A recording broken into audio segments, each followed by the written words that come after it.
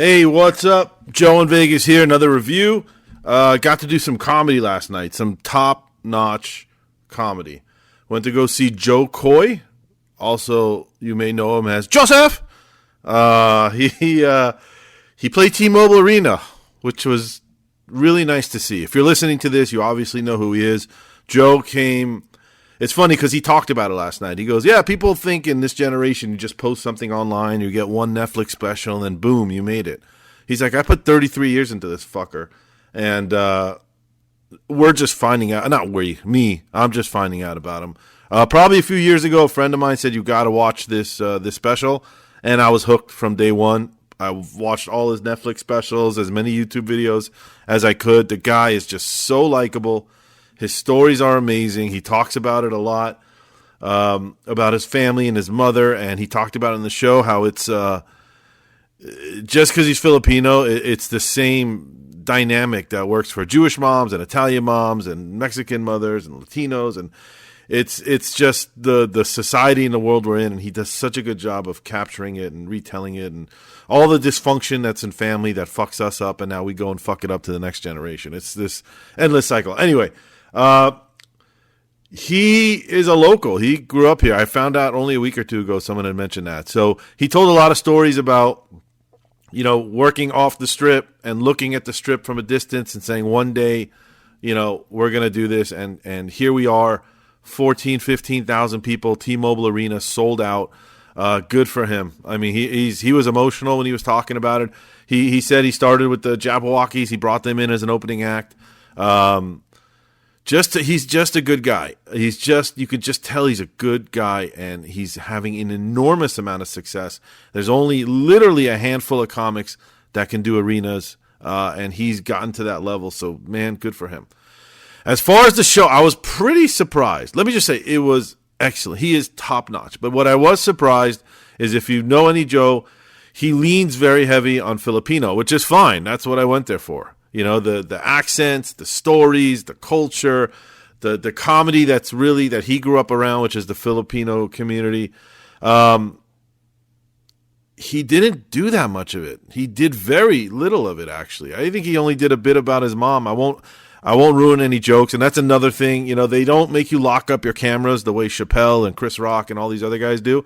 But they were very strict, and they asked you not to record and not to take pictures, and security was kind of running around flashing flashlights. So out of respect to the comics, just because they're flushing out material and they're all filming Netflix specials and shit all the time, I'm not going to get into details on the jokes. But he did have one karaoke joke where he something with his mother and his family. But other than that, he did a lot of crowd work, and he explained it. He actually talked about it. He said, look, I just put out a new special in September. He's like, the thing about musicians is they can put out an album and they can tour for 4 years playing the same music of that album. He goes, I can't do that at comedy. You guys are all here because you've watched all my specials. You know all my jokes. I don't feel right coming out here and doing the same jokes over and over again. And he's not wrong. I would have loved to hear some of the classics, but a lot of comics do that. They'll do new material, then at the end they'll do their big classics that everybody loves. But it looks like he didn't want to do any part of that. He wanted new stuff. So he did a ton of crowd work, just pointing at the front row, and that really showed his brilliance. It really showed me this guy is one of the best because he doesn't have to lean on the Filipino jokes. He doesn't. He can just go and, there's a guy in the crowd named Abir, and he ran with that. The guy's name was fucking Abir, and he goes into his, there was someone in the front row named Happy, and again, he just leans into, are you happy? And he made Abir go out and get him a beer from the concession stand. I mean, he leaned into the crowd work really heavy, but it was brilliant. It was brilliant. He goes, I can't believe how freaking good I am. It's just, he was really good. So, there's not a lot to talk about if you're not going to get into the jokes, but he definitely did a lot of crowd work. He's on tour now. I would expect the same going forward. I mean, it's just, there's something about him that's very unique. In a world of stand-up, that everybody starts to merge together. There's a handful of people. It's their personality, it's their delivery, it's their content. And Joe is just a master at that. So on a scale of 1 to 10, I'm going to give this show a 9.7 out of 10. There's something amazing. I've only seen two. I saw Joe Rogan at a big arena. I saw him at a big arena. I think those might be the only two comics I've seen. I've seen bigger places like Caesar's Palace, Seinfeld, Gaffigan, those guys there. But as far as a stadium or an arena, it's a different experience. It feels like a rock show. They are gods. They come out like gods. The problem is, you're a little far from them, but it's fine with stand-up. The music, I like to be closer. I like to feel the band. I don't want to hear the music through the speakers. I can do that at home. I want to feel the music from the stage. Stand-up's a little different. I think you can be anywhere really in the arena. You don't have to spend thousands of dollars to be in the front row, unless you want to maybe get picked on. That's another story. I thought his screens were small. He could have had bigger screens. If you're listening to this, Joe Coy and Joy Coy team, you guys should invest. You got enough money. Invest in some bigger screens so people in the back can see a little bit better. I actually was in a suite. I was going to do a little bonus on the suite review. I've been to hundreds and hundreds of shows at T-Mobile. I've never been in a suite just for whatever reason. Tickets for some reason were pretty cheap in the suites last night compared to regular seats. So I bought one to see what's going on. This might help some people because there were other people in the suite that got screwed over. I bought mine from StubHub. I think I paid $140 a ticket plus whatever $50,000 in fucking fees that they charge. But I paid $140. When they listed my listing, it said you have row 1 in the suite. When I got my tickets delivered, it was row C.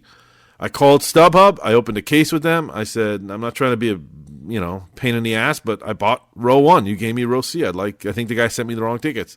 They came back. They told me that the guy said, no, that's not how it works in suites. Once you're in a suite, it's general admission. You just sit in whatever couch you want. Well, I said, well, you put that in writing, and if that's not the case, I'm going to come back to you, and I want my money back. They said, fine, you get fan guarantee, which is an important part of what I'm saying here. So I got there, and just as I thought, the ushers were like, no, it doesn't work like that. You're in row C, and here are your seats. I was talking to someone there. Someone in my suite bought 4 tickets that were supposed to be all together, and there are 4 rows of seats in the suite. The suite is like a room. It's like a little living room. There's a table. If you're wondering how that stuff works, basically there's your own little personal waitress.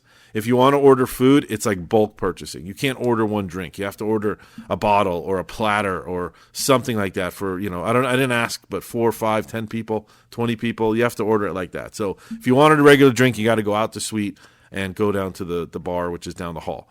There's no free drinks if people think that's what goes on in the suites. There's no free food. If somebody's having a corporate event or a party and they buy a shitload of food and you talk to them, they say help yourself, that's cool, but there's nothing supplied by the arena, in case you're wondering.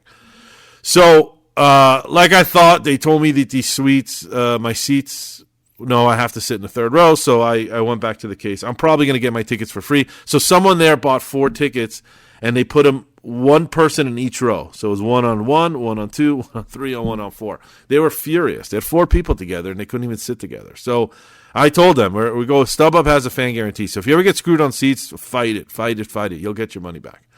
Anyway, so it turned out to be a free show. But that's my tip on suites. My problem with the suites is you're far. You're just far.